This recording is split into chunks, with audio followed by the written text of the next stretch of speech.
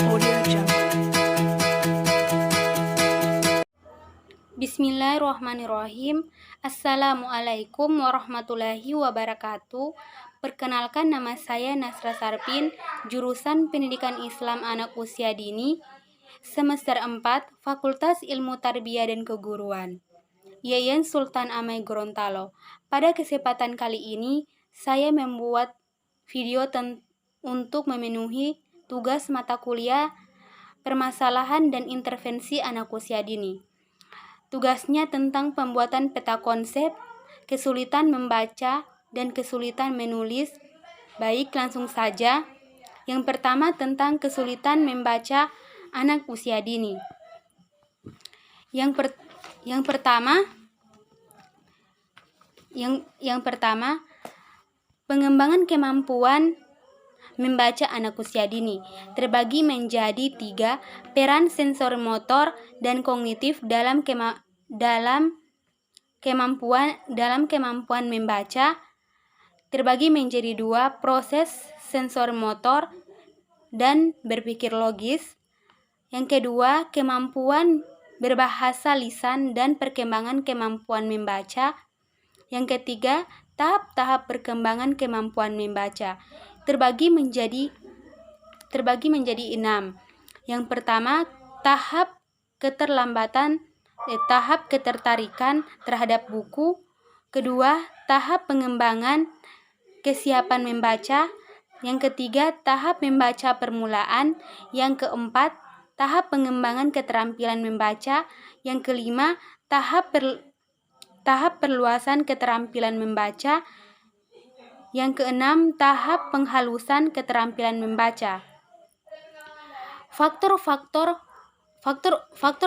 penyebab kesulitan membaca terbagi menjadi 4, faktor fisik, faktor psikologis, faktor sosial ekonomi, dan keempat, faktor penyelenggaraan pendidikan yang kurang tepat. Yang ketiga, disleksia dan kesulitan membaca, yaitu terbagi menjadi 3, karakteristik disleksia dan kesulitan membaca. Yang kedua, identifikasi disleksia. Yang ketiga, pengaruh negatif disleksia. Yang keempat, penanggulangan kesulitan membaca, yaitu terbagi menjadi 3.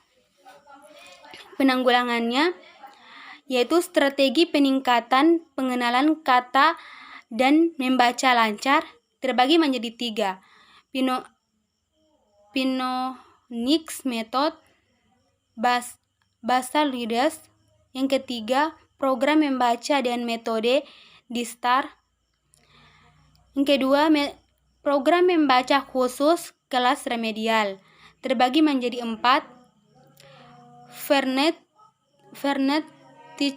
Nicode.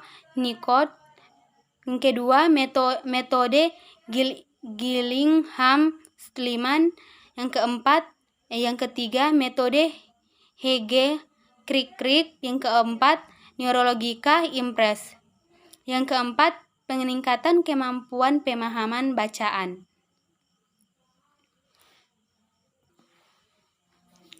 Baik, itulah kesulitan membaca untuk anak usia dini. Lanjut tentang kesulitan menulis untuk anak usia dini. Peta konsepnya, yang pertama hakikat menulis. Hakikat menulis adalah alat yang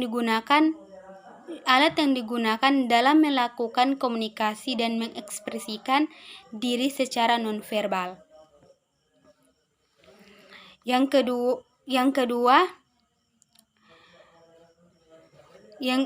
kedua, asesmen atau kesulitan menulis dengan tangan,